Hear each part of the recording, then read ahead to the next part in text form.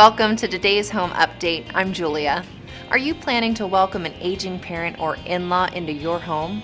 Here are some ideas for smoothing the transition for everyone involved. Start by choosing the right space. While you may think you picked out the perfect room for your parent, they may have needs you haven't even considered, such as an attached bathroom for privacy.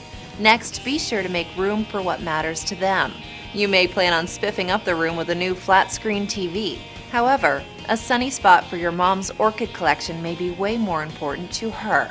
Be sure to enlist caregivers. For many seniors, privacy and dignity is paramount, and they would much rather have an aide tend to their needs. Be clear about money matters. If your parent is able and willing to contribute monthly, set up a finite amount in advance. This will help you avoid uncomfortable discussions about paying for groceries or chipping in for rent. Finally, remember that everyone needs space. We all need private time, so don't be shy about retiring early or going out for a date night. Mom or dad will welcome their own alone time too. Thanks for watching today's home update. See you next time.